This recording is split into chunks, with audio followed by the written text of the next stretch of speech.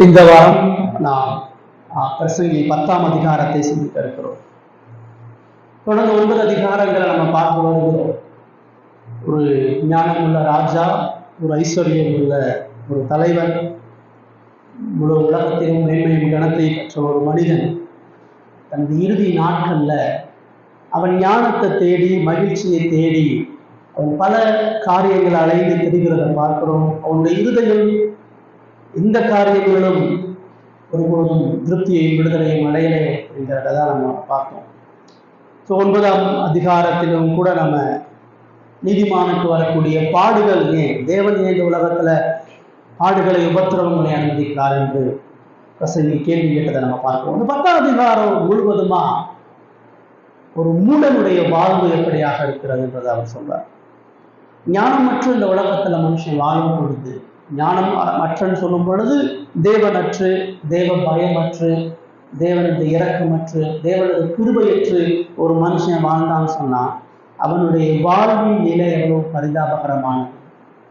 கடவுளற்ற மனுஷன் சந்தோஷத்தை தேடும் பொழுது அது எவ்வளவு ஆபத்தானது.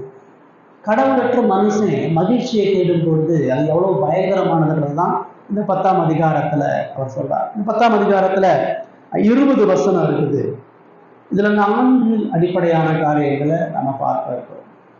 முதல் 4 வசனத்தை நம்ம வாசிப்போம், அதுல இருந்து நாம் சில காரியங்களை சிந்திப்போம். முதல் 4 வசனத்தை வாசிப்போம். செத்த ஈக்கள் தைலக்காரனுடைய பரிமள தைலத்தை நாரை விட்டு போக பண்ணும். ஞானத்திலும் கணத்திலும் பேர் பெற்றவனை சொற்கும் மதியமும் அப்படியே செய்யும். ஞானின் இருதயம் வலது கையிலும் மூடனின் இருதயமோ இடது கையிலும் இருக்கும். மூடன் வழியிலே நடக்கிறது போல அதிகமாய் இருக்கிறான். தான் மூடன் என்று அவன் எல்லாருக்கும் சொல்லுகிறான். அதிர்ச்சி கோபம் உண்மையில் விரும்பினால் உன் ஸ்தானத்தை விட்டு விலகாதே. வினவுதல் பெரிய குற்றங்களையும் அமர்ந்திருப்போடும் சொல்றார். அதிகாரம் முழுவதுமா மூடனுடைய வார்த்தை, மூடனுடைய செயல் என்கிற பல காரியங்களை சொல்றார். முதல் 4 வசனங்கள்ல மூடனுடைய நடத்தை அது எவ்வளவு மோசமானதுன்னு சொல்றார். அப்படி சொல்லும் பொழுது செத்த ஈக்கள் தைலக்காரனுடைய பரிமளத்தை நாரி கெட்டு போக பண்ணும் அப்படின்றார். இந்த பரிமள தைலம்ன்றது ஒரு விலை உயர்ந்தது, அது மிகுந்த வாசனை திரவியம். அந்த புதிய ஏற்பாட்டில் நம்ம பார்க்கிறோம், ஒரு ஸ்திரீ இயேசு கிறிஸ்துவனுடைய பாதத்துல அந்த விலை உயர்ந்த பரிமள தைலத்தை ஊத்துறார். அது ஒரு மனிதனுடைய ஒருவருடைய உழைப்பு. இந்த ஐஸ்வர்யவான்கள் பயன்படுத்தக்கூடிய ஒரு வாசனை பொருள். இந்த பரிமள தைலம் ஓப்பன் பண்ணி திறந்திருக்கும் பொழுது அந்த அந்த வீடு முழுவதும் அந்த வாசனை இருக்கும். அந்த இயேசுடைய தலையில அவர் ஊத்துறா, அவர் அடக்கம் பண்ற வரைக்கும் அந்த பரிமள தைலத்துடைய வாசனை இருந்தது. அவர் சொல்றாரு, என் அடக்கம் பண்ணுவதற்கு ஊத்துனால அந்த வீடு முழுவதும் அந்த வாசனையால நிரம்புனது பார்க்கலாம். அவ்வளோ காஸ்ட்லியா விலை மதிப்புள்ள ஒரு தைலம். அது திறந்திருக்கும் பொழுது அந்த வாசனையினுடைய ஈர்ப்பை பார்த்து பூச்சிக்கள் வரும், ஈக்கள் வரும்.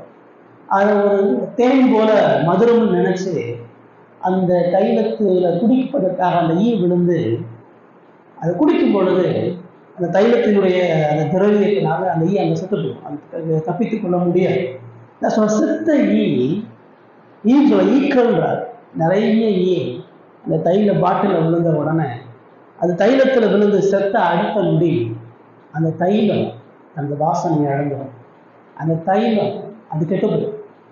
அது ஈ விழுந்து செத்து போச்சுன்னு சொன்னா அதை கெட்டு அது நாற்றம் எடுக்கும்.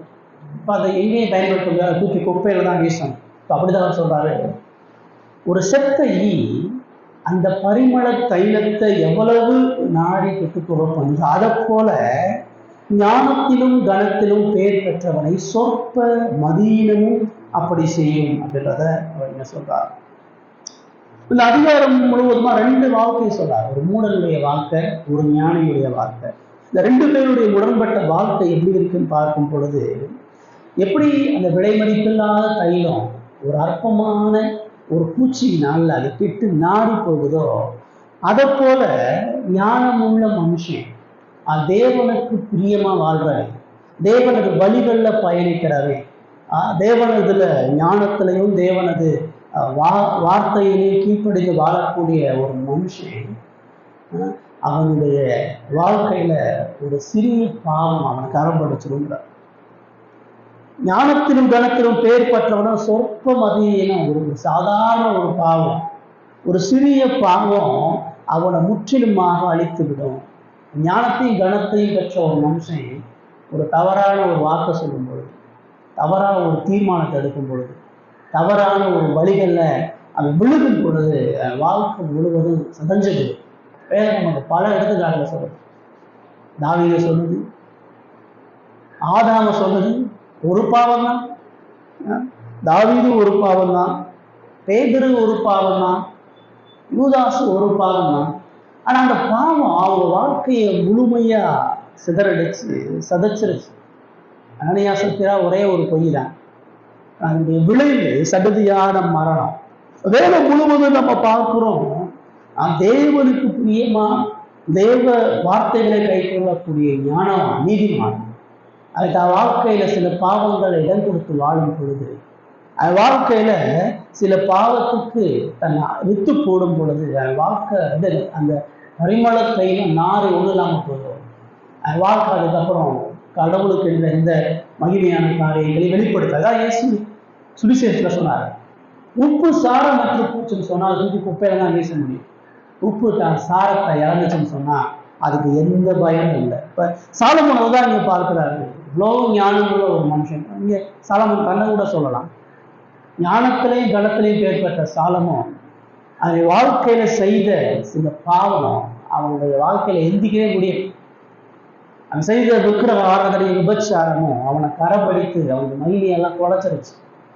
அந்த ராஜ்யம் ரெண்டா உடைவதற்கு சாலமோன் முக்கியமான காரணம். இஸ்ரவேல் எழுந்திருக்க முடியாத அளவுக்கு அழிந்து போனதற்கு சாலமோனுடைய பாவம் காரணம். சாலமோன் அதை பார்த்து நான் சொல்லுவேன், ஒரு விலை மதிப்பில்லாத தைலத்தை ஒரு கெட்டு போக்கு பண்றது போல ஒரு சின்ன பாவம் ஒரு ஞானமுள்ள ஒரு மனிதனை முழுமையாக கரைப்படுத்துகிறது. ரெண்டாவது சொல்றாரு, ஞானியுடைய இருதய வலது கையிலும் மூடனுடைய இருதய இடது கையிலும். வலதுகாரம் சொல்லும் பொழுது வேதத்தில் வலதுகாரம் எப்பயுமே பாதுகாப்பு, பலம், ஆசீர்வாதம், பரிசுத்தம், நீதி, இதெல்லாம் வலதுகாரம்.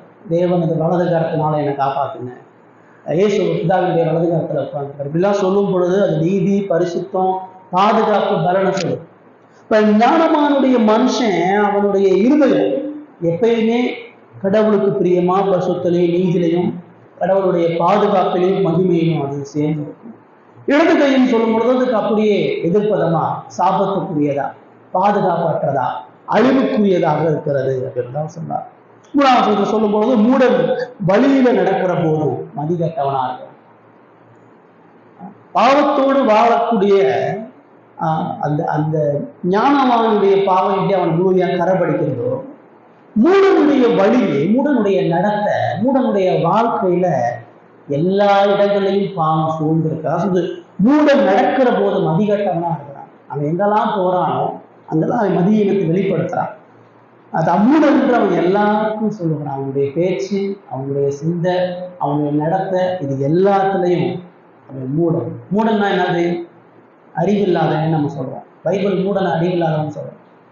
உலகத்துல எல்லாருமே அறிவில்லாதவன் தான், எல்லாருமே ஞானம் இல்லை. மூடன்னா சங்கீதம் 14:1 சொல்லுது. சங்கீதம் 14:1 வாசிங்க. சங்கீதம் 14:1 வாசிங்க.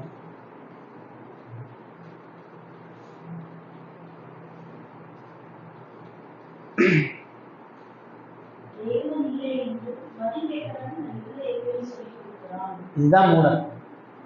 கடவுள் இல்லைன்னு என்ன சொல்றானோ, கடவுளுடைய அதிகாரத்தை வல்லமை யார் மறுதளிக்கிறாங்க, கடவுள் இல்லாம என்னால வாழ முடியும்னு என்ன சொல்றாங்க, கடவுள் இல்லாம எனக்கு மகிழ்ச்சி சமாதானமும் கிடைக்கும் என்ன சொல்லலாம், எல்லாம் மூடன். அதான் சொல்ற மூடனுடைய வழி. கடவுள் இல்லாம சமாதானத்தை மகிழ்ச்சியை தேடி ஓடக்கூடிய அந்த மூடனுடைய வழி அது எல்லா இடத்துலையும் கரப்படுகிறதாக இருக்கிறது. மூடன் எல்லாருக்கும் தெரியுங்கிறார். இந்த நாள் அதான் சொன்னாரு, அதிபதியின் கோபம் அவன் மேல எழும்புனா அவன் ஸ்தானத்தை விட்டு விலகாத அப்படின்ற. கடவுளை விட்டு புறந்தள்ளி வாழக்கூடிய மூடன் அவனுக்கு மேல இருக்கக்கூடிய அதிகாரியை கோபப்படுத்துறான். மூடன் மோசமா வாழும் பொழுது, மூடத்தனத்தை வெளிப்படுத்தும் பொழுது அவன் குடும்பத்துல உள்ளவர்களை கரப்படுத்துறான், குடும்பத்தில் உள்ளவர்களுக்கு அழிவை ஏற்படுத்துறான். மூடன் திருச்சபையில இருக்கும் பொழுது திருச்சபையை அவன் கரப்படுத்துறவனா, அவன் திருச்சபையை அவன் அழிவின் பாதை நடத்துறவனா இருக்கிறான். மூடன் சமுதாயத்திலையும் மூடன் எங்கெல்லாம் இருக்கிறானோ அங்கெல்லாம் சுற்றியுள்ள எல்லாராலையும் அருவறுக்கப்பட்டவனும் கோபத்துக்கு உள்ளானவனா இருக்கிறான். ரொம்ப சிறப்பா மூடன் இருக்கக்கூடிய நாட்டில் இருக்கக்கூடிய அதிபதி அவனுடைய மூடத்தனத்தினால கோபத்தை எழுப்புறதாக. அப்படி மூடன் மேல கோபம் வரும்போது சொல்றாரு, நீ மூடத்தனமா வாழ்ந்து உன் மேல கோபம் வந்துச்சுன்னு சொன்னா உன் ஸ்தானத்தை விட்டு விலகாது. நீதியா மூடன் மேல வரக்கூடிய கோபத்துல மூடன் விலகி போயிடுவான். மூடன் அதிபதியினுடைய கோபத்துக்கு செவி கொடுக்க மாட்டான். மூடன் அதிபதியுடைய கோபத்துக்கு தந்திரமா வஞ்சகமா தன்னை தற்காத்துக் கொள்ளதான் பார்ப்பானே ஒழிய இணங்கி போக மாட்டான். அதான் சொல்றாரு, நீ மூடத்தனமா வாழ்றதுனால உன் பாவம் அதிகரிக்கிறதுனால நீ அதிபதியினுடைய கோபத்துக்கு ஆளாகிறதா இருந்தன்னு சொன்னா உன் ஸ்தானத்தை விட்டு விலகாது. நீ அந்த கோபத்தை தப்பிச்சு பார்க்காது. அந்த கோபத்துல இருந்து வஞ்சகமா ஓட பார்க்காத. அந்த கோபத்துக்கு எதிராக புறங்கூற பார்க்காத. நீ இணங்கி இருக்கார், நீ சமரசமா இரு, நீ ஒப்புரவாயிரு, நீ உன்னை தாழ்மைப்படுத்தி. இணங்குதல் பெரிய குற்றங்களை அமிர்த்து போடும். நீ உன்னை அதிபதியினுடைய கோபத்துக்கு உன்னை உட்படுத்தி தாழ்மைப்படுத்தி அதிபதியோடு சமரசமானேன்னு சொன்னாதான் உன்னுடைய எல்லா பெரிய குற்றங்களையும் தேவன் அமர்த்தி போடுகிறவராக இருக்கிறார் என்பதை சொல்றார். இந்த முதல் 4 வசனம் நமக்கு என்ன சொல்லுகிறதுனா, ஞானவானும் மூடனும் 2 பேருடைய வாழ்க்கையில பாவம் ஆளுகை செய்யும் பொழுது, பாவ வழிகளை 2 பேரும் பயணிக்கும் பொழுது அவர்கள் அதிபதியினுடைய கோபத்துக்கு ஆளாகிறார்கள். அதிபதியை நீங்க சொல்லும் பொழுது ஒரு புறம் அது நாட்டு அதிபதியை சொல்லுது, மறுபுறம் அது தேவனை சொல்லுது. பாவத்தோடு வாழக்கூடிய ஒவ்வொரு மனிதனும், பாவ வழிகளில் பயணிக்கக்கூடிய ஒவ்வொரு மனிதனும் அது தேவனுடைய கோபத்துல வந்து நிற்கிறான். சாலமோன் சொல்றார்.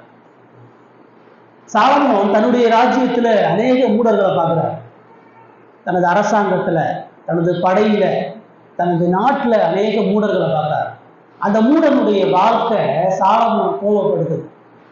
சாலமோன் அந்த மூடர்கள் மீது கோபத்தையும் சிக்ஷைகளை செலுத்தும் பொழுது அவர்கள் சாலமோனுக்கு எதிராக வஞ்சகத்தை யோசிக்கிறார்கள். சாலமோனுக்கு சமரசம் ஆகாம விலகி போகிறாங்க. அதாவது சாலமோன் சொல்றான், அப்படி போகாத, நான் ஞானவானா இருந்து உன்னுடைய மூடத்தனத்தை உணர்த்தும் பொழுது நீ இடத்துல சமரசமாகி ஒப்புறம் மூடத்தனத்தை அடிபடுத்துக்கிறதுதான் சாலமோன் என்று சொன்னார். முதல் 4 வசனம் மூடனுடைய வாழ்க்கையினுடைய நடத்தை எவ்வளவு கோபத்தை உண்டு பண்ணுகிறதாக இருக்கிறது. கடவுளற்று மனுஷன் மகிழ்ச்சி சமாதானத்தை தேடும் பொழுது, கடவுள் இல்லாம அவன் விடுதலையும் அவன் ஆனந்தத்துக்கு தேடி ஓடும் பொழுது அவன் கடவுளுடைய கோபத்துக்குள்ளானவனா இருக்கிறான். அவன் கடவுளோடு ஒப்புரம் ஆகாதவனா இருக்கிறான். அவனுடைய வாழ்க்கையில கடவுளுடைய கோபமும் சாபமும் தான் மிஞ்சுகிறதாக இருக்கிறது சொன்னார். இன்னைக்கு வாழக்கூடிய கிறிஸ்துவ வளம் என்றார். நீங்கள் நான் வாழக்கூடிய கிறிஸ்தவ சமுதாயம் மூடத்தனத்துல மூழ்கி வைக்கிறோம். அவன் பக்தின்ற பேர்ல செய்யக்கூடிய அநியாயம் படுமோசமா இருக்கு. அவன் கடவுளை தேடுறேன்னு சொல்லி கடவுளை வெறுமனே பேருக்கு பயன்படுத்தி அவன் தனது மேன்மைகளையும் தனது பாவ வழிகளையும் அவன் பயணிக்கக்கூடிய அந்த பாதை ரொம்ப ஆபத்தானது. கடவுளை கும்புறையவான், கடவுளுடைய ஆலயத்துக்கு போடுவான், கடவுளுக்கு காணிக்கை செலுத்துவான், கடவுளுக்கு செய்ய வேண்டிய எல்லாத்தையும் செய்வான். அவனுடைய வாழ்க்கையினுடைய நடத்தை ஒரு பொழுதும் கடவுளை பிரதிபலிக்க. ஒரு போன வாரம் ஒரு வாட்ஸ்அப்ல ஒரு வீடியோ வந்துச்சு. ஒரு பெரிய ஃபுட்பால் பிளேயர் பிரேசில் நாட்டில் ஒரு பெரிய முக்கியமான ஒரு விளையாட்டில் ஜெயிச்சிடறான். 2-3 பேர் ஜெயிச்சுட்டு என்ன பண்ணுறாங்க, அந்த மேட்சை ஜெயிச்சுட்டு அந்த கிரவுண்டில் முட்டிங்கால் போட்டு பைபிளை திறந்து ஆண்டவருக்கே நன்றின்னு சொல்லி பைபிளை வாசிச்சிட்டே அந்த கிரவுண்டில் நடக்கும். இதை பார்த்த உடனே சமூக வலைதளத்தில் கடவுள் மகிமைப்பட்டுட்டார், ஒரு பெரிய ஒரு வீரர் முழங்கால் படிக்கிட்ட கிரவுண்ட்ல ஃபுல்லா அவர் பைபிளை வச்சு முழங்கால் பட்டி ஜெபம் பண்ணியை சுற்றி வந்துட்டு இருக்கிறாரு, இயேசுவினுடைய நாமம் மகிமைப்பட்டது, இயேசுவினுடைய நாமம் உயர்த்தப்பட்டது, அல்லேலூயா ஆமென்னு சொல்லி எல்லா வாட்ஸ்அப்லையும் பா. இதை ஒரு கூட்டம் பார்த்துட்டு இயேசு உலகத்துல மகிமைப்பட்டார், அந்த விளையாட்டு வீரர் மூலமாக இயேசுவினுடைய பெயர் சொல்லப்பட்டது. பைபிள் எங்கேயாச்சும் அது கடவுளுக்கு பிரியமான வாழ்க்கைன்னு சொல்லுறாங்க. அந்த நிகழ்வின் மூலமாக இயேசு மகிமைப்பட்டாரா? அந்த நிகழ்வின் மூலமாக நீ சமுதாயத்துக்கு என்ன சொல்ல வர? இயேசுட்ட வந்தா இந்த மாதிரி வெற்றி கிடைக்கும்னு சொல்றேன். இயேசுட்ட வந்தா விளையாட்டுல ஜெயிக்கலான்ற, இயேசுட்ட வந்தா இந்த மாதிரி தப்பு வாங்கலான்ற. அங்க கடவுளுக்கான எந்த மகிமையும் இல்லை, மனித வெற்றியில மனித மகிமையில கடவுளை காரணம் காட்டுறான். கடவுள் அங்க ஒண்ணு இல்லாம ஆக்கி தனது திறமையாக முன்னுறுகிறான். இது எல்லாத்துக்கும் இயேசு காரணம் சொல்லும் பொழுது இந்த உலகத்தினுடைய மேன்மைகளுக்கும் இந்த உலகத்தினுடைய வெற்றிக்கும் இயேசு காரணம்னு சொல்றான். அந்த மனம் திரும்புதல் இல்லை, அந்த தேவனது பரிசுத்தம் வெளிப்படலை, அந்த தேவனது சக்தியை வெளிப்படலை. அங்க எந்த மனிதனும் இயேசு ஆண்டவரா அரசரை அறிந்து கொள்ள முடியாது. இதே நான் முந்தானத்து ஒரு வீடியோ வந்து ஒரு உலக அளவில் ஒரு பெரிய குத்துச்சண்டை பாக்ஸிங் வீரர், மணிப்பூர்ல உள்ள ஒரு குத்துச்சண்டை வீரர், அந்த குத்துச்சண்டை போட்டியில இன்னொருத்தனை அவன் குத்தி ஜெயிச்சிட்டான். அதை ஜெயிச்சுட்டு அவன் மைக்கை கொண்டு வந்து நிறுத்தும் அவன் சொல்றான், அல்லேலூயா பிரைஸ் தி லார்ட் அப்படின்னு சொல்றான்.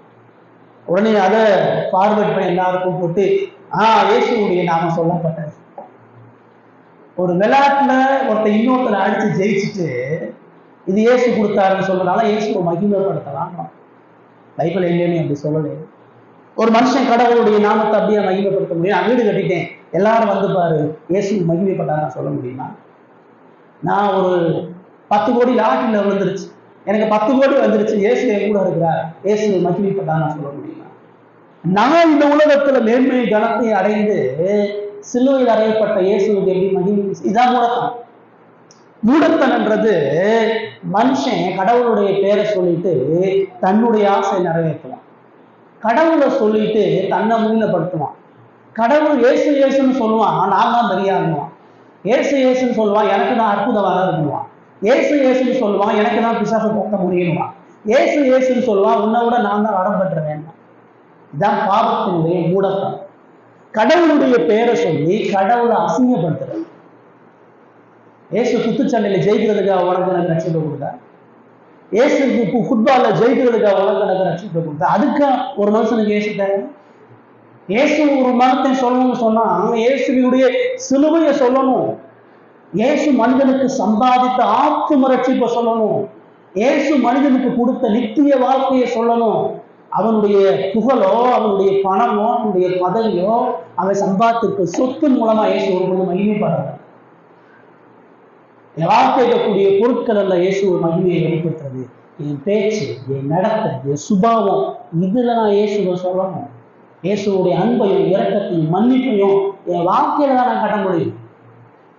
நான் வச்சிருக்கக்கூடிய அடையக்கூடிய எந்த நன்மையில இயேசு கிடையாது.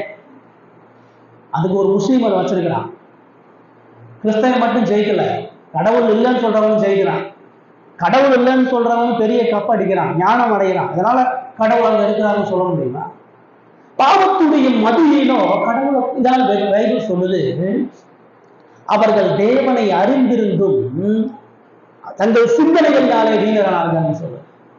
கடவுள் யாருன்னு தெரிந்தும் கடவுளை மகிமையை குலைத்து போடக்கூடிய ஒரு பெரும் கூட்டத்தின் மத்தியில் நீங்கள் நான் வாழ்ந்துட்டு சாலமோன் மூடத்தனத்தை பார்க்குறாரு. பாவ இச்சைகளை வாழ்ந்து கடவுளுடைய பேரை உப்பு சொப்புக்கு செய்யக்கூடிய மனுஷன் எவ்வளவு ஆபத்துல இருக்கான் அப்படின்றத சொல்றாரு. உங்களுடைய என்னுடைய வாழ்க்கையிலும் கூட நம்ம இதை ஆராய்ந்து பார்க்கணும்னா, நான் இந்த மூடத்தனத்துல நானும் ஒருவனா இருக்கிறேன்னா, இந்த மூடர்கள் இயேசுவை சொல்ற போல நானும் சொல்றேன்னா, இந்த மூடர்கள் பாவத்துல திளைத்து அவர்களுடைய தற்கால சந்தோஷத்தை தற்கால வெற்றிகள்ல இயேசு இருக்கிறான்னு சொல்றது போல நீங்களும் நானும் இந்த உலகத்துல நான் தேவனுக்கு பிரியமா வாழ்றேன்றது அவரது கட்டளைகளுக்கு எப்படி கீழ்ப்படுகின்றதுதான். நான் தேவனை மகிமைப்படுத்தணுன்றது தேவனுக்கு பிரியமான இந்த பரிசுத்த வாழ்க்கையில தான் இருக்குது. நான் தேவனை இந்த உலகத்துக்கு காத்ததுன்றது இயேசுவினுடைய சுபாவமும் இறுதியும் என்கிட்ட வெளிப்படலாம் தான் இருக்குதே ஒழிய நான் என்ன உழைச்சேன், நான் என்ன அடைஞ்சேன், நான் என்ன வெற்றி அடைஞ்சேன், என் கையில என்ன இருக்குதுன்றதுல இல்லை ஒரு பொழுது இயேசுடைய வெற்றி. இயேசு கிறிஸ்துவனுடைய சீசனுடைய வாழ்க்கையை நம்ம தான் பார்க்கிறோம். பரிசுத்தமும் நீதியும் தேவனுக்கு பயப்படுகிற பயமும் தான் ஒரு மனிதனை தேவனுக்கு பிரியமான வாழ்க்கை நடத்தும். இது இல்லாதவே மூலமாதான் இருக்கும். இந்த உலகத்துல எல்லா மனிதனும் தேவனது இந்த வார்த்தைகளுக்கு எதிராக தேவனது கோபத்துக்கு உள்ளானவனா நாள்தோறும் கடவுளுடைய பேரை சொல்லி கடவுளை கோபப்படுத்துறான். நான் வாரம் தோறும் கடவுளை ஆராதிக்கிறேன்னு சொல்லி கடவுளுடைய சாபத்துக்கு ஏதுவானாங்க. அதான் இயேசு மத்திய 7ஆம் அதிகாரத்துல சொன்னாரு, அக்கிரம செய்யக்காரை என்னை விட்டு அகன்று போங்க. ஆண்டவரே, உமது நாமத்தினால அந்நிய பாஷை பேசணும், உமது நாமத்தினால தீர்க்க தரிசனம் சொன்னோம், உமது நாமத்தினால வாக்கு தத்தங்களை சொன்னோம், உமது நாமத்தினால பெரிய காரியங்கள்லாம் செஞ்சோம். யாருன்னு எனக்கு தெரியாது, போறாங்க. கிறிஸ்துவுக்காக நாம் எதை செய்தோம் இல்லை, கிறிஸ்துவுக்காக நாம் எப்படி உருமாறி கிறிஸ்துவனுடைய சாயல் நம்ம இடத்துல என்ன வெளிப்பட்டதுன்றதுதான் ஞானம் உள்ளவர். முதல் 4 அதிகாரத்துல சாலமோன் அதை எச்சரிக்கிறார். 3வது கடவுள் பேரை சொல்லி கடவுளை இழிவுபடுத்தார்.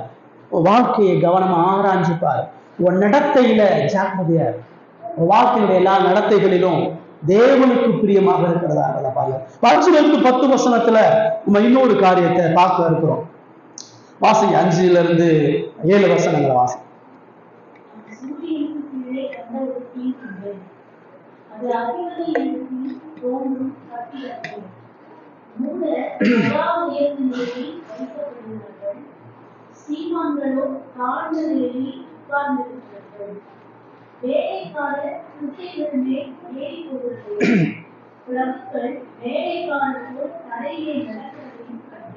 இரண்டாவது சொல்றாரு, வாழ்க்கையிலே நடத்த மூடத்தனமா இருக்காதுன்றாரு. 5 வசனம் கடவுள் உனக்கு கொடுத்திருக்கக்கூடிய வேலையில, கடவுள் உனக்கு கொடுத்திருக்கக்கூடிய இடத்துல நீ ஞானம் உள்ளவனா வேலை செய்யுறார். உன் வேலையில மூடத்தனத்தை வெளிப்படுத்தாது என்றார்.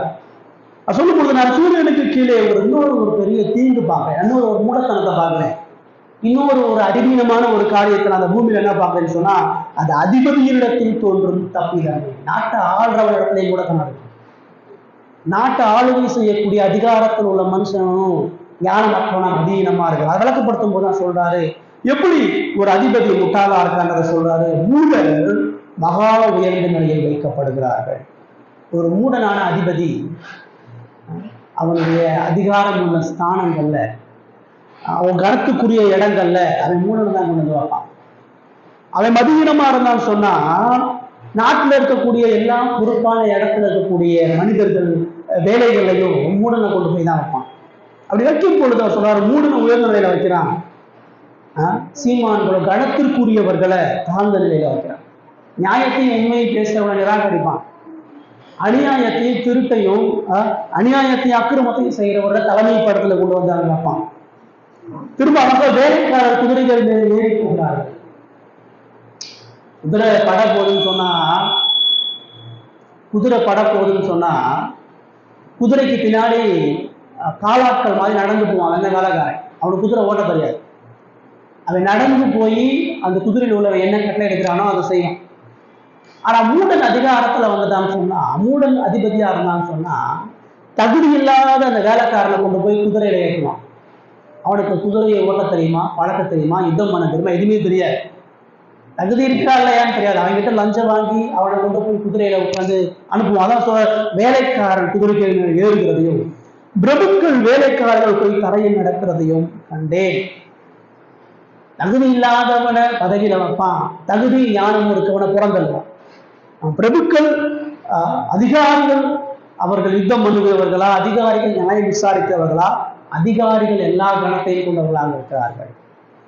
தகுதி உள்ளவனை புறந்தள்ளி தகுதி இல்லாதவன் அந்த ஸ்தலத்துல வைக்குவான். திரும்ப 8 வசனத்தை வாசிங்க.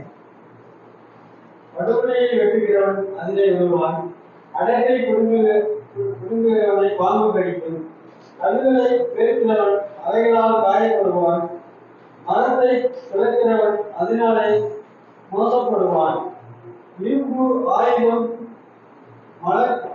மழுங்களாயிருக்க அதை ஒருவன் தீண்டாக போனால் அதை பலத்தை விளைவிக்கப்பட வேண்டியதாகும். ஆகையால் ஒரு காரியத்தை செவ்வையாக செய்வதற்கு ஞானமே பிரதானம். தான் சொல்றாரு, மூடன் அதிபதியா வரும் பொழுது அந்த அதிபதியினிடத்துல காணப்படக்கூடிய தப்பு, உயர்ந்த இடத்துல முட்டாள்களை வைப்பான், தகுதி இல்லாத வேலைக்காரர்களை அந்த பதவியில வைப்பான், பிரபுக்கள் எல்லாம் புறந்தல்வான், படுகொலையை வெட்டுகிறவன் அதுல விழுவான். மூடனுடைய தேசத்துல ஒருத்தர் இன்னொருத்தனை வஞ்சகமா வீழ்த்துவான். மூடர்கள் அதிகாரிகளா இருக்கும் பொழுது மூடர்கள் மக்களாக இருக்கும் பொழுது இன்னொருத்தனை அழிச்சு தன் உயர பார்ப்பான். படுகொலியை இன்னொருத்தனுக்காண்டி வெட்டுறது, இன்னொருத்தனை தாழ்த்தி தன்னை உயர்த்துறது, இன்னொருத்தனை அழிச்சு தானால பார்க்கறது. அப்படி படுகொலியை வெட்டுறவன் அதுலேயே விழுவான். இன்னொருத்தனுக்கு அழிவு வைக்கும் பொழுது அவனுக்கே அழிவை தேடுறான். அடைப்பை பிடுங்கிறவனை பாம்பு கடிக்கும்னு சொன்னா செவுரு, மதில் சிவர், வீட்டுடைய பாதுகாப்புக்காக வைக்கப்படக்கூடிய அந்த செவரு அல்லது தேசத்துடைய பாதுகாப்பு வைக்கக்கூடிய அந்த செவர், அந்த காலங்களில் அந்த பாறைகளை கட்டப்படக்கூடிய அந்த கற்கள்ல தான் பாம்புகள் போய் அந்த அனல் உரைப்பதற்காக தன்னுடைய உடம்பு தூக்கி காண்டு போயிட்டாங்க. அப்போ அந்த செவரு அடைப்பை பிடுங்குறவன் சொன்னா அந்த செவருடைய அந்த பாதுகாப்பை இடிக்கிறேன், இன்னொருத்தனை அழிப்பதற்கு இன்னொருத்தருடைய பாதுகாப்பை ஒன்றும் இல்லாமல் ஆக்குறாங்க, இன்னொருத்தருடைய தேசத்தை ஒன்றும் இல்லாமல் ஆக்குறாங்க. அடைக்கப்பட்ட அந்த பாதுகாப்பை உடைக்கிறவன், பாதுகாப்பற்ற அந்த மனிதனாக மாத்துறவனை அங்க இருக்கக்கூடிய பாம்பு அவனை கடிக்கும், அவனுக்கு ஆபத்து உண்டு. கல்லுகளை பெயர்க்கிறவன்றதே கட்டடங்கள், அந்த காலத்துல கல்லுகளை கட்டப்படுது, வாசஸ்தலங்களை இடிக்கிறவன் அந்த கல்லுகள்னால காயப்படுவான். இன்னொருத்த வீட்டடிக்கிறவன் அவன் வீடு இடியும், இன்னொருத்தனுடைய கட்டடத்தை இன்னொருத்தனுடைய தொழிலை அடிக்கிறவன் அவனை அழிக்கப்படுகிறவனாக இருப்பான். மரத்தை பிளக்கிறவனா, மரங்கள் அந்த நாட்கள்ல ஆசீர்வாதமான மரங்கள், அதுதான் கனிகளை பறிக்கிறாங்க, மரங்கள் நிழலுக்கு ஏதுவானது, மரங்கள் அவர்களுடைய வருமானம். மரங்களை பிளக்கிறவன் சொன்னா இன்னொருத்தனுடைய தானியங்கள், இன்னொருத்தனுக்கு வரக்கூடிய நன்மையான ஈவுகளை பறிக்கிறவன். அப்படி பிளக்கிறவன் அந்த மரத்தினால வெட்டும் பொழுது அந்த மரம் அவன் மேலேயே விழுந்துடும், அந்த மரத்தினால மோசப்படுவாங்க. மூடன் அதிகாரத்துல இருந்தானா, மூடன் அதிபதியா இருந்தான்னு சொன்னா அந்த ஊர் எவ்வளவு மோசம்ன்றதான் சொல்லி வருகிறார். இறுதியா தான் சொல்றாரு, இரும்பு ஆயுதம் மழுங்கலா இருக்க. இது ஒரு வேலை செய்யறதுக்கு இரும்பு பயன்படுத்தலாம். அந்த காலங்கள்ல கோடாரி, ஏர் பிடித்தல், கத்தி, அருவா, பட்டயம் எல்லாம் பயன்படுத்தாங்க.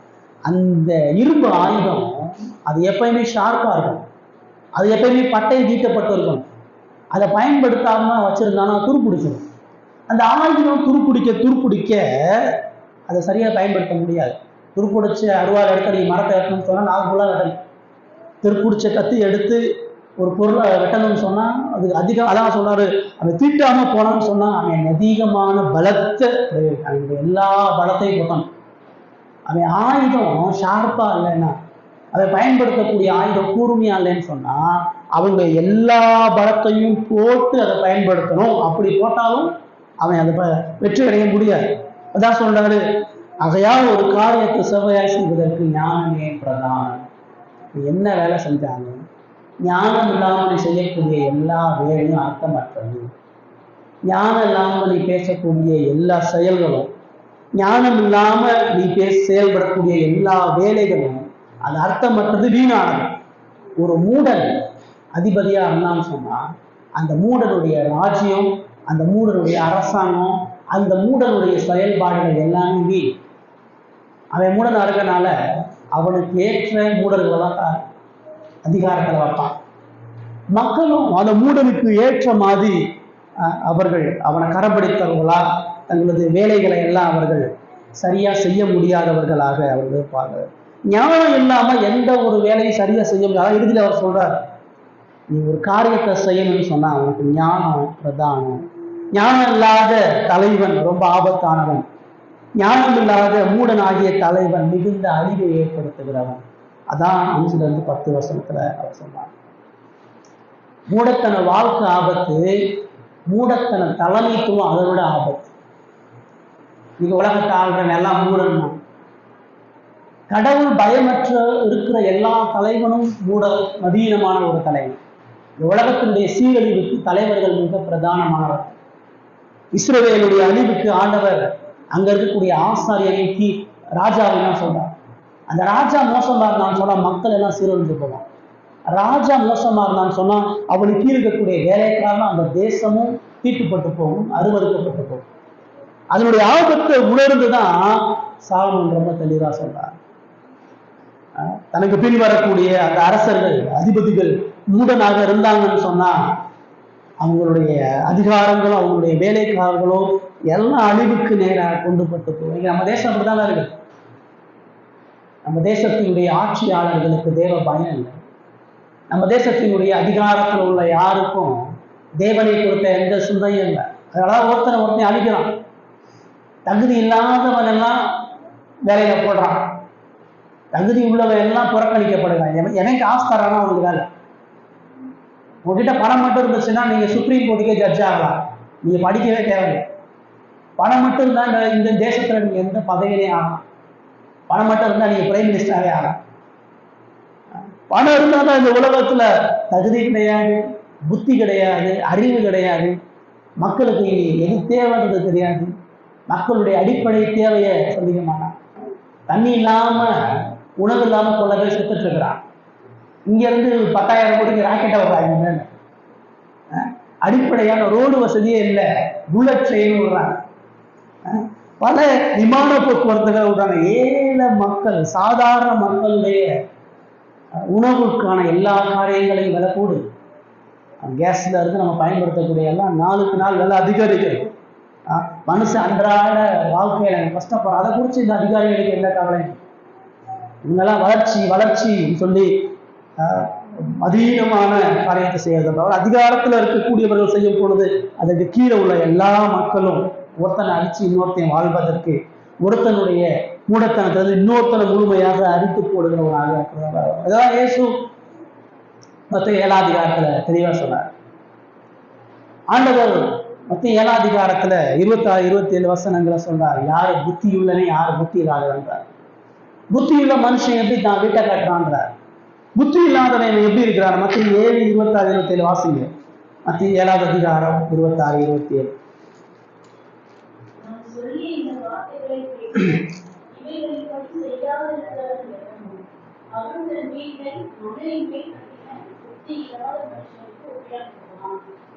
பெருமழை சொரிந்து பெருவெள்ளம் வந்து காற்று அடித்து அந்த வீட்டின் மேல் மோதின போது அது விழுந்தது, விழுந்து முழுவதும் அழிந்தது என்றார். யார் புத்தி உள்ளவன் யார் புத்தி இல்லாதவன் சொல்லும்போது சொல்றாரு, இந்த உபதேசத்தை கேட்டு, என்னுடைய வார்த்தையை கேட்டு என் வார்த்தைக்கு பயந்து ஒருத்தன் தான் வாழ்க்கையை கட்டும் பொழுது அவனுடைய வாழ்வு கண்மலையில கட்டப்பட்ட வீட போல இருக்கும்.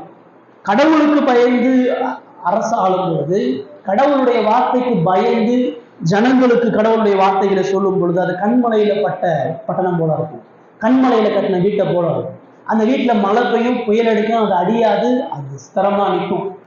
மணல்ல வீடு கட்டுறது என்பது மதியீனத்துல கடவுளுடைய வார்த்தையை புறந்தள்ளி, கடவுள் இல்லாம சொந்த ஞானத்தை பயன்படுத்துறது, கடவுள் இல்லாம சொந்த விருப்பத்தை பயன்படுத்துறது, கடவுள் இல்லாம சொந்த வழிமுறைகளை பயன்படுத்தி அதை அந்த வீட்டை மணல்ல கட்டும் பொழுது அது காத்தடிச்சு மழை பெய்யும் பொழுது அது கரைஞ்சி ஒண்ணு இல்லாம அழிந்து போகக்கூடாது. இதுதான் சாலமோன் இங்க 5-10 வசனத்துல சொல்றாரு. தேவனற்று நீ செய்யக்கூடிய எந்த வேலையிலையும் ஒரு பொழுது நன்மைகளையும் ஆசீர்வாதத்தையும் பெற முடியாது. ஒரு மூடனுடைய ராஜா, ஒரு மூடனுடைய அதிபதி எவ்வளவு அழிவை ஏற்படுத்துறானோ, ஞானமற்ற தலைவர்கள், அதிகாரத்தில் உள்ளவர்கள் இந்த பூமிக்கு அழிவையும் இக்கட்டுகளை ஏற்படுத்துறவர்களாக இருக்கிறார்கள். ஏதோ ராஜாவை பத்தி சொல்றது மாத்திரம் அல்ல, கடவுள் நம்ம வைத்திருக்கக்கூடிய ஸ்தானத்துல நம்ம எல்லாருமே தலைவர்கள் தான்.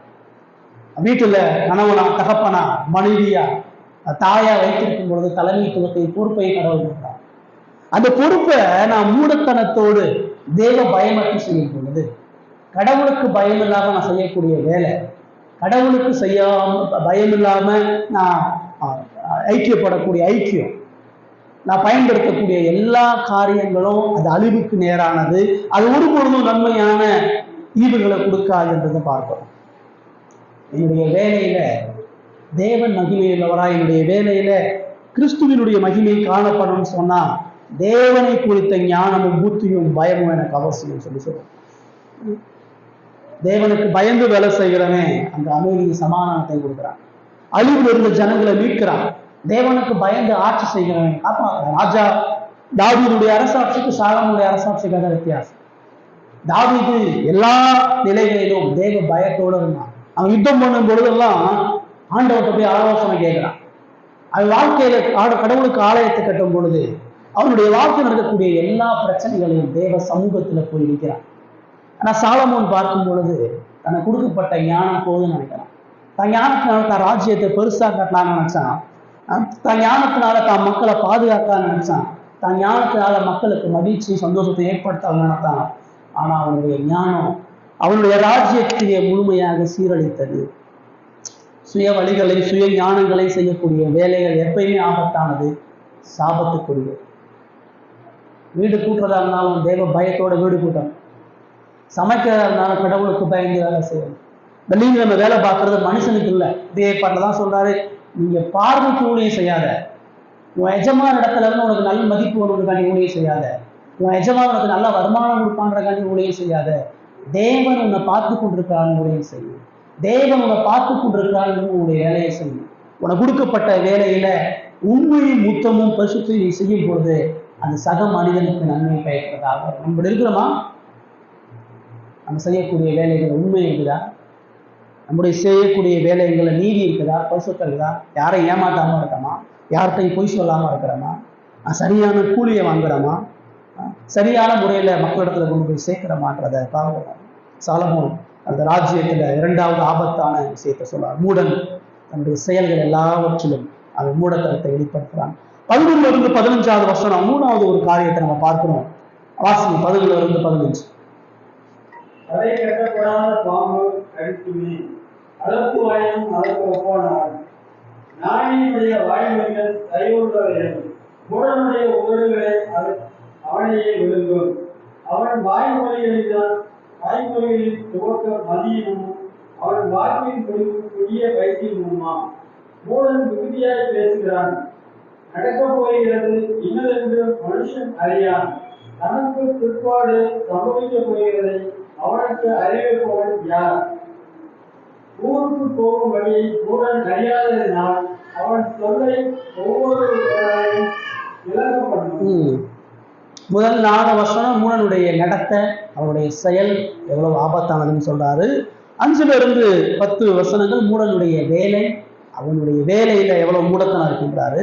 11-15 வசனம் மூடனுடைய பேச்சு எவ்வளவு மூடத்தனமானது, அவனுடைய வார்த்தை எவ்வளவு மதியமானது, அர்த்தமற்றது. அதோட தடை கட்டப்படாத பாம்பு கடிக்குமே, அளப்பு வாயம் அதற்கு ஒப்பானது. பாம்பை பிடிச்சி பாம்புடைய பல்ல கொடுங்கலன்னு சொன்னா அது ஆபத்தானது. பாம்பு பிடிச்சோன்னு சொன்னா பாம்புடைய தாடையை அதை கட்டணும். பாம்புடைய தடையை கட்டாம விட்டுட்டோம்னு சொன்னா, அதுக்கு தடை போடாம அதை அந்த கூண்டுல வைக்காம அது இருந்தோம்னு சொன்னா அது எப்பயுமே கடிக்கும். அது வஞ்சகமா அது யாரையாச்சும் கடிக்கதான் பாருங்க. அந்த மாதிரி தான் அழகு வாயினா பிதற்றுகிறவன், பேசிட்டே இருக்கிறவன், சம்மந்தம் இல்லாம பேசுறவன், வாயை திறந்தா மூடாம ஒரு விஷயத்த பல முறை சொல்றவன், திரும்ப சொல்றவன், அழப்புக்குவான். அவன்கிட்ட பேசினா ஒரு விஷயத்தை தெளிவா பேச மாட்டான், ஷார்ப்பா பேச மாட்டான், ஞானமா பேச மாட்டான். ஒரு விஷயத்துக்கு பல காரியங்கள் சம்மந்தம் இல்லாத பேசுவான். இது எல்லாமே அழப்புகிறவன், சரியா பேச தெரியாதவன். மூடத்தனம் தெளிவு இல்லாம பேசும், மூடத்தனம் ஞானம் இல்லாம பேசும், மூடத்தனம் ஷார்ட்டா பேச தெரியாது, மூடத்தனம் சரியான பேச தெரியாது. அதான் அழப்புகிறார். அதான் சொல்றாரு, ஞானியினுடைய வாய்கள் தயை உள்ளவர்கள். ஞானவான் பேசும் பொழுது அவன் கிருபை பொருந்திய வார்த்தைகளை பேசுறான். ஞானவான் பேசும் பொழுது தெளிவா பேசுவான், சுருக்கமா பேசுவான், சரியா பேசுவான், எதை சொல்லணும் அதை லிப்ஸா சொல்லி முடிப்பான். அதனாலதான் அது தயை உள்ளவர்கள். ஞானவானுடைய வார்த்தைகள் எளிமையா போய் சேரும். ஞானவானுடைய வார்த்தைகள் இருதயத்துக்கு போகும். ஞானவானுடைய வார்த்தைகள் சிந்தையை புதுப்பிக்கும். ஞானவானுடைய வார்த்தைகள் வாழ்க்கையை மாற்றி போகும். அதாவது தயை உள்ளதாக, அது இரக்கம் உள்ளதாக, அன்பு நிறைந்ததாக இருக்கிறது என்பதை அவர் சொல்றார். மூடனுடைய உதவிகளோ அவனையே விளங்கும். மூடன் பேசுறது எல்லாம் அவனை தன்னைத்தானே அழைச்சிக்கிறான். மூடன் பேசுறது நாக்குல பட்டயத்தை வச்சு பேசுற மாதிரி, பட்டைய குத்துக்குள் போல் பேசுகிறவர்கள் மூடர்கள்ன்றத இதை நமக்கு சொல்றாரு. மூடனுடைய பேச்சு அச்சமற்றது. அதாவது திரும்ப சொல்றாரு, அவனுடைய வாய்மொழிகள் துவக்கம் மதியினமும் அவனுடைய முடிவு கொடிய பைத்தியம் தான். அவனுக்கு சரியா ஆரம்பிக்கவும் தெரியாது, சரியா முடிக்கவும் தெரியாது. எதையோ ஒன்று ஆரம்பிப்பான், எங்கேயோ ஒன்று முடிப்பான். எதையோ ஒன்று சொல்ல வருவான், எங்கேயோ ஒன்று சொல்ல பேசிட்டு இருப்பான். தெளிவு இருக்காது, புரிதல் இருக்காது, சரியான விளக்கம் இருக்காது. மூடன் மிகுதியாய் பேசுகிறார், அதான் சொல்றார். அதிகமா பேசுவான். ஞானம் அதிகமா பேச முடியும். அவன் மிகுதியா வீணானவைகளை பேசுறான். அளவுக்கு சொல்லாததான் சொல்லுவான், சேர்த்து சொல்லுவான், இல்லாதெல்லாம் சொல்லுவான். நடக்க போகிறது இன்னதென்று மனுஷன் அறியான். அவன் பேசக்கூடிய வார்த்தையுடைய விளைவு நம்மளுக்கு தெரியாது. பேசும் பொழுது அந்த வார்த்தை என்ன விளைவுகளை கொண்டு போய் சேர்க்கும், பேசும் பொழுது அந்த வாழ்க்கையும் அந்த வார்த்தையினுடைய தாற்பயம் என்னன்றதெல்லாம் உணர மாட்டான். அது நடக்குது நமக்கு தெரியாது. நான் சொல்றாரு, அது இன்னும் தெரியாது, தனக்கு பிற்பாடு சம்மதிக்க போகிறதே அவனுக்கு அறிவிப்பவன் யார்? அவன் பேசக்கூடிய பேச்சு எப்படிப்பட்ட விளைவுகளை கொண்டு வரும் நமக்கு என்ன சொல்ல முடியும்? அந்த பேச்சினுடைய விளைவுகளை உணராமல் அவன் பேசுறானே, அதை யார் அவனுக்கு வெளிப்படுத்த முடியுன்றார். அதான் 11 சொல்றார், ஊருக்கு போகக்கூடிய வழியை மூடன் அறியாம இருக்கிறதுனால அவன் தொல்லை ஒவ்வொருவரையும் இழைக்கப்படும். ஊரை விட்டு வெளியே போயிட்டா மறுபடியும் எப்படி ஊருக்கு போகணும்னு தெரியாது. ஊரை விட்டு வந்த வழி அவனுக்கு தெரியாது. வழி தெரியாதவன் அங்கிட்டு இங்கிட்டு அலைஞ்சிட்டே இருப்பான். வழி தெரியாதவன் அந்த வழியை எப்படி பிடித்துக்கொள்ளணும் அவனுக்கு தெரியாது. அந்த மாதிரிதான் மூடன் அவனுடைய பேச்சு எப்படி இருக்குன்னு சொன்னா, அவன் வழி அறியாதவனா இருக்கனால அவன் தொல்லைன்றது கடின உழைப்புன்னு ஆங்கிலத்தில் சொல்லப்படும். அவன் எவ்வளவுதான் பிரயாசப்பட்டு உழைச்சாலும் அவன் ஒரு பொழுதும் போய் சேர முடியாது. மூடனை நம்பி பின்னாடி போனோம்னு சொன்னா எந்த இடத்தையும் போய் சேர முடியாது. மூடனை நம்பி அவனுடைய வார்த்தை உண்மை நம்பி போனோம்னு சொன்னா நடு இடத்துல விட்டுருவான். மூடனுடைய வார்த்தையில பாதுகாப்பு இல்லை, மூடனுடைய வார்த்தையில எந்த விடுதலை இல்லை. மூடனுடைய வார்த்தை ஆபத்தானது. மூடனுடைய வார்த்தை நம்ம முற்றிலுமாக தடைப்படுத்துதா. 11-15 வருஷத்துல அவர் என்ன சொன்னாருன்னா, மூடை அளப்புகிறானே, மூடை அர்த்தமற்ற பேச்சை பேசுவான், மூடை வீணான பேச்சை பேசுவான், மூடன் அழிவுக்குரியவர்களை பேசுவான், மூடன் வார்த்தையுடைய விளைவுகளை அறியாம பேசுவான், அவன் போலியா பேசுவான், அவனுடைய வார்த்தை அர்த்தமற்றது, பயனற்றது, போலியானது, அது நிர்பந்தமானதுன்றத அவர் சொல்லுவார். ஸோ ஒரு வார்த்தையில நீ எவ்வளவு ஞானம் உள்ளவனாக இருக்கணும், மூடனை போல ஒரு வார்த்தை இருக்கக்கூடாதுன்ற, மூடனை போல அர்த்தமற்றவனா பேசாத, மூடனை போல கவனம் இல்லாதவனா, விளைவு உணராதவனா, வாயிற்கு என்னவெல்லாம் பேசுறாரு அப்படின்றார். புதிய ஏற்பாட்டாதான் சொல்றாரு, மனுஷர் பேசுகிற வீணான வார்த்தைகளுக்கு கணக்கு ஒப்புவிக்க வேண்டும்ன்றார். மனுஷன் பேசக்கூடிய ஒவ்வொரு வீணான வார்த்தைகளுக்கு நியாய தீர்ப்பு நாள்ல அவன் கணக்கு சொல்லி ஆகணும். நான் விளையாட்டுக்கு சொன்னேன், நான் தெரியாம சொல்லிட்டேன், நான் சும்மா தான் சொன்னேன், நான் ஜோக்காக தான் சொன்னேன், எல்லாம் கடவுளுடைய அகராதிரே இல்லை. பேசும் பொழுது ஒரு வார்த்தை ஞானம் உள்ளதாக இருக்கும். பேசுறதுக்கு முன்னாடி யோசி, பேசுறதுக்கு முன்னாடி சிந்தி, பேசுறதுக்கு முன்னாடி எதை பேச போறேன்றதை நீ உட்கார்ந்து பேசு. ஒரு நபர்கிட்ட ஒரு விஷயத்தை பேசுறதுக்கு முன்னாடி ஆராய்ந்து சிந்திச்சு கவனமா ஞானத்தோட பேசு. மனம் பதறி பேசாது, உணர்ச்சி வசப்பட்டு பேசாது, கோபத்தோட பேசாது, அதிகமா பேசாது. வார்த்தையில கவனம் இல்லை. ஏன்னா வார்த்தை பெரிய பிளவுகளை ஏற்படும். நிறைய பேருடைய வாழ்க்கையில நீங்க கவனிச்சு பார்த்தீங்கன்னா சொல்லுவாங்க, 10 வருஷத்துக்கு முன்னாடி நீ அந்த வார்த்தையை சொன்ன, நான் என்ன மறக்கவே இல்லை, அடிச்ச அடியை மறந்துடுவோம், ஆனா பேச்சுற பேச்சை நான் மறக்க மாட்டேன்னு சொல்லுவாங்க. ஏன்னா அடிகளை விட வார்த்தைகள் காயப்படுத்தக்கூடிய காயம் அதிகம். வார்த்தை குடும்பத்தை உடைக்கும், வார்த்தை தேசத்தை உடைக்கும், வார்த்தை மனித உறவுகளை உடைக்கும், வார்த்தை தேவனை விற்றும் மனிதனை நித்தியமாக பிரிக்கும். யாக்கோபு 3 சொல்ல, நாக்கு தீய போல, நாக்கு ஆயுதம், நாக்கு கத்தி போல, அதை நீ கவனமா பயன்படுத்தணும், இஷ்டத்துக்கு பயன்படுத்தக்கூடாது. வாய் இருக்குன்றதுக்காண்டி எந்த வார்த்தைகளையும் நீ பேசக்கூடாது. நம்முடைய வார்த்தை எப்படி இருக்கு? பிரச்சனைகள் நேரங்கள்ல, உபத்திரவ காலங்கள்ல, இக்கட்டுகள் காலங்கள்ல நம்முடைய வாயை கட்டுப்படுத்துறோமா? நம்முடைய வாயை ஞானமா பயன்படுத்துறோமா? சரியா பேசுறோமா? நிதானமா பேசுறோமா? உண்மையை பேசுறோமா? அளவா பேசுறோமா? தெளிவா பேசுறோமா? வாய் இருக்கின்றதுக்கு அன்று இல்லாத பொருளாதார அர்த்தமற்றதைகளையும் போலியான வாக்குறுதிகளை நம்ம கொடுத்தோம்னு சொன்னா மூடத்தனமாக இருக்கும். சொல்லுவாங்க, ஒரு சொல்ல விழுந்துட்டா அள்ள முடியாதுமா, வார்த்தையை வெளிப்படுத்தி சொன்னா அதை திரும்ப ரீபேக் பண்ண முடியாது, சீர்படுத்த முடியாது.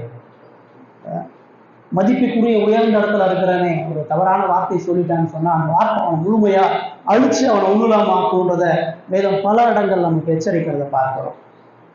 சாலமோன் அதை வந்துதான் சொல்றாரு, அளப்புவாயனா இருக்கிறாரு, மதியனா இருக்கிறாரு, உன் வார்த்தை யாரை இன்னொருத்தனை காயப்படுத்த, உன் வார்த்தை இன்னொருத்தனை கொன்றும், உன் வார்த்தை இன்னொருத்தனை அழிச்சிடும். உன் வாயின் வார்த்தைகள் மிகுந்த கவனத்தோடு, ஞானத்தோடு, புத்தியோடு, தேவ பயத்தோடு நீ பேசுகின்றார். 16-20 திரும்ப முடிவுல தான் இன்னும் கொஞ்சம் யோசிக்க சொல்றாரு. 16-18 வாசகம். ராஜா சிறுபிள்ளையுமாய் பிரபுக்கள் அதிகாரமே உண்டுமாய் இருக்கப்பட்ட தேசமே உனக்கு ஐயோ. ராஜா குலமகனுமாய் பிரபுக்கள் வெறிக்க உண்ணாமல் பலன் கொள்ள ஏற்ற வேளையில் உண்டுமாய் இருக்கப்பட்ட தேசமே நீ பாக்கியம் உள்ளது. மிகுந்த சோம்பலினால் மேல் மச்சம் பழுதுமாகும் கைகளில் நெகிழ்வினாலே வீடு ஒழுக்காகும். 3 விஷயத்தை நம்ம பார்க்கிறோம். முதல் 4 வருஷம் மூடனுடைய நடத்தை, 5-10 வசனம் மூடனுடைய வேலை, 11-15 வசனம் மூடனுடைய பேச்சு, 16-20 வசனம் மூடனுடைய இருதய ஆசை, மூடனுடைய இருதயத்தினுடைய விருப்பம் இப்படியாக இருக்குதுன்றார். சொல்லும்போது சொன்னாரு, ராஜா சிறு பிள்ளையும் பிரபுக்கள் அதிகாரமே உருவமாக்கப்பட்டது. ராஜா சிறு பிள்ளைனா குழந்தை கிடையாது. ராஜா சிறு பிள்ளைனா குழந்தைத்தனமானவன், குழந்தைத்தனமான சுபாவத்தை கொண்டவன், அவன் பொறுப்பற்றவன், அஜாக்கிரதையானவன், வீணானவன், பேதமையானவன், மதியீனன். அதுதான் அதுக்கெல்லாம் அர்த்தம். ராஜா சின்ன பிள்ளைத்தனமான நடந்துக்கிறார், தரம் தாழ்த்தி நடக்கிறது. தரம் தாழ்த்தி ஒரு ராஜா வாழ்றதான் சொல்லுது. அவன் சிறு பிள்ளையா பிரபுக்கள் அதிகாலமே உண்கிறவர்கள்னா அதிகால பசியில சாப்பிட்றதில்லை, அதிகாலையில பசி வந்து சாப்பிட சொல்லல. அதிகாலமே அது என்ன சொல்றதுன்னா, மூலமொழியில பண்டிகை கொண்டாடுகிறவர்கள், அதிகாலையுமே குடியும் கூத்துமா இருக்கிறவர்கள், அதாவது அர்த்தம். ராஜா சின்ன பிள்ளை மாதிரி இருந்தான்னு சொன்னா, ராஜா கண்டுக்காம விட்டுட்டான்னு சொன்னா, ராஜா இஷ்டத்தின்படி மக்களை வாழ விட்டுட்டான்னு சொன்னா, ராஜா தன்னுடைய அதிகாரத்துல அஜாக்கிரதை உள்ளவனா, தன்னுடைய வேலையில அசதி உள்ளவனா, இஷ்டத்துக்கு எல்லாரும் வாழ்ந்துக்கோங்கன்னு சொன்னா அவனுக்கு கீழே இருக்கக்கூடிய அதிகாரிகள் அவர்கள் குடியும் கூத்துமா தனது இச்சையின்படி வாழ்கிறவர்களாக இருக்கும். அதான் சொல்றாரு, ராஜா தான் பொறுப்புல ஜாக்கிரதை இல்லாம ஆடை அதை இஷ்டத்துக்கு விட்டுட்டான்னு சொன்னா, ஆடு அது பாட்டுக்கு எங்கேயாச்சும் மேய்ச்சி ஆபத்துல போற மாதிரி ஜனங்கள் தங்களுடைய இச்சைகளின்படி வாழ்ந்தாங்கன்னு சொன்னா அது பெரிய ஆபத்து. 17 அதுக்கு முரண்பாடா சொல்றாரு, ராஜா குலமகனுமாய் பிரபுக்கள் வெறிக்க உண்ணாமல் பேங்குள்ள ஏற்றவழியிலே உங்களாக்கப்பட்ட தேசமே பார்க்க. ராஜா குலமகன் சொல்லும் பொழுது கனம் உள்ளவன், மரியாதைக்குரியவன், பயபக்திக்குரியவன், கவனமா ஆட்சி செய்யறவன், மிகுந்த ஞானமா ஆட்சி செய்யக்கூடிய அந்த ராஜா, அவனுடைய ராஜ்யம் எப்படி இருக்குதுன்னா, பிரபுக்கள் வெறிக்க உண்ணாமல், பிரபுக்கள் மதுபான வெறி கொள்ளாமல், பிரபுக்கள் தாங்க நினைச்சதை செய்யாம, தங்க இச்சையின்படி வாழாம, அவங்களுடைய பலனுக்கு ஏற்ற வகையில அவங்க அந்த பண்டிகைகளையும் அந்த அந்த சந்தோஷங்களையும் அனுபவிக்கக்கூடிய தேசம் பாக்கியமானது. ஆண்டவர் சந்தோஷத்தை வெறுக்கல, ஆனா அதை ஞானமா புத்தியா ஜாக்கிரதையா செய்யக்கூடிய தேசத்துக்கு ஆசீர்வாதத்தை சொல்றாரு. வரும்போது திரும்ப அதை கண்டினியூ பண்ணி சொல்றாரு, ஏன் ராஜா சிறு பிள்ளையா இருக்கிறான், ராஜா ஏன் குழந்தைத்தனமா இருக்கிறான், பிரபுக்கள் ஏன் அதிகாலமா கூத்தும் கொண்டாட்டமாக இருக்கிறாங்கன்னு சொன்னா, அவங்க சோம்பல் உள்ளவர்கள் தான். மிகுந்த சோம்பலினால் மேல் பச்சு பழுதாகும்.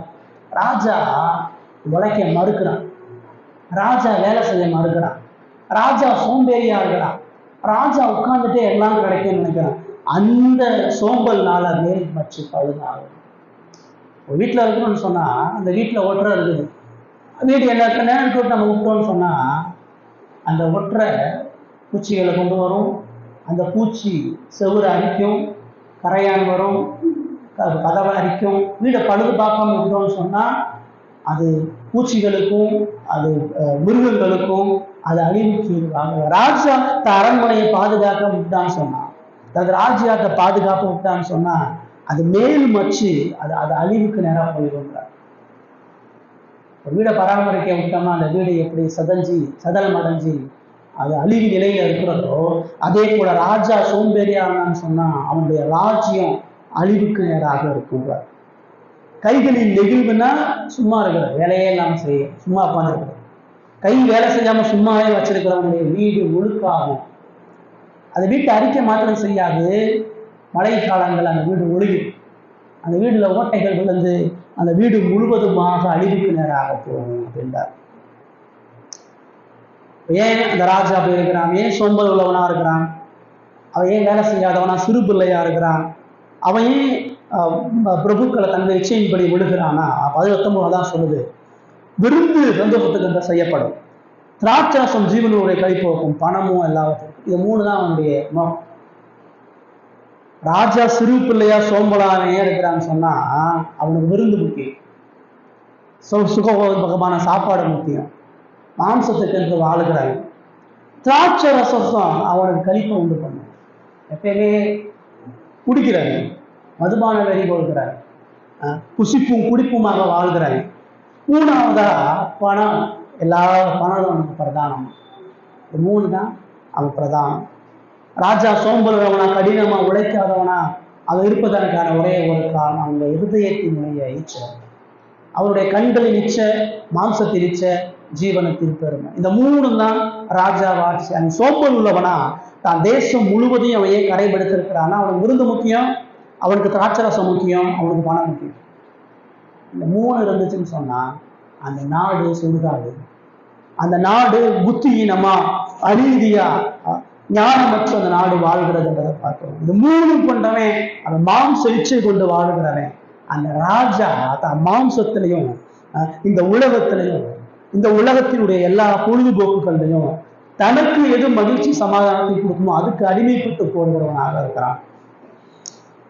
தனது இருதயத்துக்கு ஏற்றபடி அவன் வாழுகிறான் என்றார். அதாவது 20 வசனத்துல அவர் திரும்ப சொன்னாரு, ராஜாவும் உன் மனதிலும் நிந்தியாதே, ஐஸ்வர்யவானை உன் படுக்கையிலும் நிந்தியாதே, அகலத்து பறவைகள் சத்தத்தை கொண்டு போகும், செட்டைகள் உள்ளது அந்த செய்தியை அவனுக்கு அறிவிக்கும். அப்புறம் இச்சையுள்ள வாழக்கூடிய அந்த தேசமும் அந்த மக்களும் தங்களுடைய இச்சைகள் நிறைவேற்றுவதற்கு ராஜாவை மனசுல முறுமுறுக்கும். இந்த ராஜாவுடைய இருதயத்துக்கு ஏற்றபடி செய்யாதனால அவனை நிந்திப்பான். ராஜாவையும் நிந்தி இருப்பான், கூடிய ஐஸ்வர்யவானை நிந்திக்கிறான். சொல்றாரு, இச்சையின்படி வாழ்ந்து நீ கடவுளை முறுமுறுக்காத, இச்சையின்படி கடவுள் செய்யாதனால கடவுள் மேல சபிக்காது. சோப்பன் உள்ள ராஜா விருந்துகளையும் திராட்சரசத்திலையும் பணத்திலையும் இழந்திருக்கக்கூடிய ராஜா அவன் கடவுளை குறை சொல்லுவான். கடவுள் இதை கொடுக்கலம்மா, கடவுள் இதை செய்யலம்மா, இதெல்லாம் என்ன கடவுள் செய்யல என்ற கடவுளை கொடுத்த முறுமுறுப்புகளும் சஞ்சலமா அவனுக்குள்ளாரு. நான் சொன்னாரு, மறந்துடாத, இச்சையின்படி வாழ்ந்து கடவுளை குறிச்சு நீ முறுமுறுக்குன்னு சொன்னா தேவன் உன் நியாயத்தை விசாரிப்பார். அந்த ஜனங்கள் ராஜாவை குறிச்சு முறுமுறுக்கிறது ஆகாயத்து பறவைகளை கொண்டு போகும், செட்டைகள் உள்ள பறவைகள் அந்த செய்தியை போய் ராஜாவுக்கு சொன்னேன். அந்த ராஜா உன்னை அறிஞ்சவனா உளவாளியை வச்சிருக்கிறான். ராஜாவினுடைய உளவாளிகள் தேசத்துல இருப்பாங்க, யாரும் எங்கன்னு சொல்ல முடியாது. அவர்கள் எல்லா மக்களையும் போல சாதாரணமா இருப்பாங்க. ஆனா மக்களுடைய நிலையை அவர்கள் ரகசியமா போய் ராஜாவை சொல்லலாம். மக்கள் எவ்வளவு மோசமா இருக்கிறா, மக்கள் ராஜாவை குறிச்சு கொலை திட்டம் போட்டா, மக்கள் ராஜாவுக்கு எதிராக என்ன திட்டம் போட்டாங்க, ராஜாவுக்கு போய் எப்படி சேர்ந்துனா அவனுடைய உளவாளிகள் தேசத்துல இருக்கிறாங்க. இதுதான் சாலமோன் தனது ராஜ்யத்திலே அவர் சொல்றார். இந்த தேசத்தை குறித்து அந்த மக்களை குறித்து அறியக்கூடிய செய்தி சாலமோனுக்கு வருது. அதனால சாலமோன் அந்த ஜனங்களை எச்சரிக்கிறார், மறந்துடாத, உனக்கே தெரியாம யாருக்குமே தெரியல நினைச்சிட்டு இருக்கக்கூடிய செய்தி ராஜாவுக்கு போறது போல இருதயத்தினுடைய இச்சையும் வாழ்க்கையும் கடவுளுக்கு முன்பாக போது. நீ எவ்வளவு இச்சையோடு வாழ்ந்திருக்கிறோம், இருதயத்தினுடைய இச்சையின்படி வாழக்கூடிய வாழ்க்கையை தேவன் நியாயம் தீர்க்கிறவராக அறிகிறவராக இருக்கிறாங்கிறத மறந்துடாத சொல்றார். 16 அந்த 20 வருஷம் மூடன் எவ்வளவு மாம்ச இச்சை மூடவன் சொல்லுது. மூடனுடைய ராஜா அந்த ஜனங்கள் எவ்வளவு குசிக்கும் குடிப்புமாக வாழ்கிறவர்கள், அவர்கள் எவ்வளவு இந்த உலகத்துல சோறு கொண்டா சொர்க்கம் நினைக்கிறேனே, சாப்பாடு இருந்தா போதும் நினைக்கிறேனே, வசதி இருந்தா போதும் நினைக்கிறேனே, பணம் இருந்தா வாழ்க்கை சந்தோஷம் நினைக்கக்கூடிய எல்லாம் மாம்ச இச்சை கொண்டு வாழுகிறான். அந்த வாழ்க்கையில மகிழ்ச்சி சந்தோஷம் நினைக்காத, நீ உழைக்காம எல்லாத்தையும் அனுபவிக்க நினைக்காத, கடினமா உழைக்காம எல்லாத்தையும் பருவ நினைக்காத, கடினமா உழைக்காம சோம்பலா இருந்து இச்சையுள்ளவனா இருக்கிறது ரொம்ப ஆபத்தானது. தேவன் உன் அந்தரங்கத்தை அறிகிறார், தேவன் உன் இருதயத்தை அறிகிறார். நீ ராஜாவை நிந்திக்கிறது அறிகிறார், நீ தேவனை முறுமுறுக்கிறது அறிகிறார். தேவன் இந்த படைப்புகள் உனக்கு சாட்சி கொடுக்கும். நீ செஞ்ச எல்லா இச்சையான பாவங்களுக்கும் படைப்புகள் தேவனுக்கு முன்பாக சாட்சி கொடுக்கின்ற சாலமோன் இறுதியான எச்சரிப்பாக சொல்றார். மூடனுடைய இருதயம் எவ்வளவு மாம்ச இச்சை கொண்டதாக இருக்கிறது, தேவன் அதற்கு நியாய தீர்ப்பு கொண்டு வருவார்கள். இப்ப 4வது உங்களுக்கு எனக்கும் இது மிகப்பெரிய ஒரு எச்சரிப்பை சொல்லுகிறது. இயேசு புதிய ஏற்பாட்டுல பல இடங்கள் அதான் சொன்னார். விபச்சாரரே, நீங்கள் மாம்சத்துக்குரியவர்கள், உங்கள் பிசாசினால் உண்டானவர்கள், அவனுடைய இச்சையின்படி செய்ய மனதாக இருக்கிறீர்கள் அப்படின்னா. அவ்வளவுதான் சொல்றாரு, நீங்கள் உலகத்துக்குரியவர்கள், நீங்க மாம்ச சிந்தை கொண்டு மரணத்தை தழுவுகிறவர்கள், உங்களுடைய மாம்ச சிந்தை உங்களை அழிக்கும். உன் இருதயத்தினுடைய இச்சையின்படி வாழாத, உன் இருதயத்தினுடைய இச்சையின்படி நீ உன்னை விட்டு போடாதன்றதை அவர் சொல்றார். நம்முடைய இருதயம் எப்படி இருக்குது? இன்னமும் நம்ம ஆண்டவர் தேடக்கூடிய காரியம் இந்த உலகத்தினுடைய ஆசாபாசங்களுக்காக இருக்கிறார். கடவுள் இந்த உலகத்துல எனக்கு மகிழ்ச்சி சமாதானத்தை கொடுத்துடணும், நான் விரும்புறதெல்லாம் கடவுள் செஞ்சிடணும், விரும்புகிற வீடை கொடுத்துடணும், விரும்புகிற ஐஸ்வர்யத்தை கொடுத்துடணும், நான் ஆசையில் நான் மனசாக இருக்கக்கூடிய எல்லாத்தையும் கடவுளை கொடுத்துடும் சொல்லணும்னா நம்மளும் இந்த மூடலை போல வாழ்றவனா இருக்கணும். இந்த மூடனுடைய ராஜாவை போல, இந்த மூடனுடைய மக்களை போல. கடவுளை குறித்து முழுமுறுப்பு இருக்குதான்? கடவுள் எனக்கு கொடுக்கலையே, கடவுள் எனக்கு கொடுக்காம விட்டுட்டாரு, இவெல்லாம் இதை பெற்றுக்கானே நானே இதை பெற்றுக்கொள்ளலையே, இவனுக்கெல்லாம் அது இருக்குது எனக்கு பெற்றுக்கொள்ளலையே, இவங்கெல்லாம் இப்படி வாழ்றாங்களே எனக்கு இப்படி இல்லை என்ற அந்த முறுமுறுப்ப தேவனாக நிந்தியாத. உன்னை கஷ்டத்துல கடவுள் வச்சிருக்கிறார், உன்னை இக்கத்துல கடவுள் வச்சிருக்கிறார், உன்னை இந்த நிலையில கடவுள் வச்சிருக்க நன்றி செலுத்து. கடவுளுடைய கரத்திலிருந்து நீ பெற்ற எல்லா சிறிய நன்மைகளுக்கு நன்றி செலுத்து. கடவுள் கொடுக்காததுக்கு நன்றி செலுத்து, கடவுள் தராததுக்கு நன்றி செலுத்து. கடவுள் ஒரு நோக்கத்துக்காக உன்னை வைத்திருக்கும் பொழுது நீ மனரூபியமா மகிழ்ச்சியாக தேவனுக்குள்ள நீ மகிழ்ச்சியாரு. நீ ஆவிக்குரியவனா நட, மாம்சேச்சி நிறைவேற்றதா இருப்ப. நீ கடவுளை உண்மையா தேடு, உனக்கு தேவன் விடுதலை தருவாங்க. இப்ப 4 விஷயத்தை நம்ம பார்க்கிறோம். மூடனுடைய நடத்தை, மூடனுடைய வேலை, மூடனுடைய பேச்சு, மூடனுடைய இருதய ஆசை, இது எல்லாமே ஆபத்தான். பாவம் செய்கிற ஒவ்வொரு மனுஷனும் அப்படிதான் இருந்தாங்க. பாவம் செய்கிற மனுஷனுடைய இருதயம் கேடுபாடானார். பாவம் செய்கிற மனுஷன் துன்மார்க்கமா தான் வாழ்வான். பாவம் செய்கிற மனுஷன் துன்மார்க்கமா தான் வேலை செய்வான். பாவம் செய்கிற மனுஷன் துன்மார்க்கத்தை தான் பேசுவான். பாவம் செய்யக்கூடிய இருதயம் கேடாதார். இதுல இருந்து விடுதலை பெறதான் இயேசு வளர்த்தார். இயேசு இல்லாம இந்த மூடத்தனத்துல இருந்து ஒருவன் காப்பாற்றப்பட முடியாது. இயேசு என்கின்ற ஞானவான் இல்லாம இந்த காரியங்கள் இருந்து எந்த மனிதன் மீட்க முடியாது. உன் பேச்சு சுத்தமா இருக்கணும்னு சொன்னா உனக்கு இயேசு என்கிற ஞானவான் தேவை. உன் இருதயத்தினுடைய இச்சை போகணும்னு சொன்னா இயேசு என்கிற ஞானவான் உனக்கு தேவை. உன் வாழ்க்கையினுடைய நடத்தைகள் செயல்கள் சரியாகணும்னு சொன்னா இயேசு என்கிற ஞானவான் தேவை. உன் செய்யக்கூடிய வேலை நீதியும் உண்மையுமா இருக்குன்னு சொன்னா இயேசு இல்லாமல் அறியும். இதுல இருந்து நம்மளை மீட்பதற்கு தான் இயேசு சிலுவையில மறித்தார். இயேசுடைய சிலுவை மரணம், என் வார்த்தை, என் இருதயம், என் வாழ்க்கை, என்னுடைய வேலை எல்லாத்தையும் சுத்தப்படும். ஆனா நம்ம இயேசு இல்லாம இதெல்லாம் சரியாகும்னு நினைக்கிறோம். இயேசுவை விசுவாசிக்காம இதெல்லாம் நமக்கு பூரணமாக ஒருபோது நடக்காது. என் வாழ்க்கையில இயேசு இல்லாம எந்த செயலும் உண்மை நீதியமா இருக்காது. இயேசு தேவனுடைய கோபத்தை சுமந்து சிலுவையில மறித்து எனக்கு மீட்பை கொடுத்திருக்கும் பொழுது அந்த மீட்பு என்னுடைய வாழ்க்கையில இருந்தா என் வாழ்க்கை சுத்தமா இருக்கும், என் வார்த்தை சுத்தமா இருக்கும், என்னுடைய வேலை சுத்தமா இருக்கும், என் இருதய ஆசை சுத்தமா இருக்கும். இருதயம், வேலை, செயல்பாடு, வாழ்க்கை, இது எல்லாத்துலையும் தேவன் முதன்மையாக இருந்தால் மட்டும்தான் நாம் ஞானவான்களை ஆவாங்க. ஒருவேளை இந்த மூடத்தனம் நம்ம இடத்துல இருந்துச்சுன்னு சொன்னா, ஆண்டவரே என்னுடைய இருதயம் என்ன மூடத்தனமா இருக்குது, என்னுடைய பேச்சுல இன்னும் மூடத்தனம் காணப்படுது, எனது வாழ்க்கையினுடைய வேலைகள் எல்லாவற்றையும் நான் மூடனா இருக்கிறேன், என் வாழ்க்கையுடைய எல்லா நடக்கைகளும் ஞானமற்றமா, ஆண்டவரே ஞானத்தை கொடுங்க. அவரே தேவரால் நமக்கு ஞானமாக இருக்கிறார். சிலுவையில் அறையப்பட்ட இயேசு கிறிஸ்து ஒருவரால் மட்டும்தான் உங்களுக்கு எனக்கு புதிய இருதயத்தையும் புதிய சிந்தையையும் புதிய வாழ்க்கையையும் புதிய நித்திய நீமையான மகிமைகளையும் தர முடியும். அப்படிப்பட்ட இயேசு கிறிஸ்துவோட விசுவாசிப்போம். கர்த்தர் இந்த வார்த்தைகளை ஆசீர்வதிப்பாராக.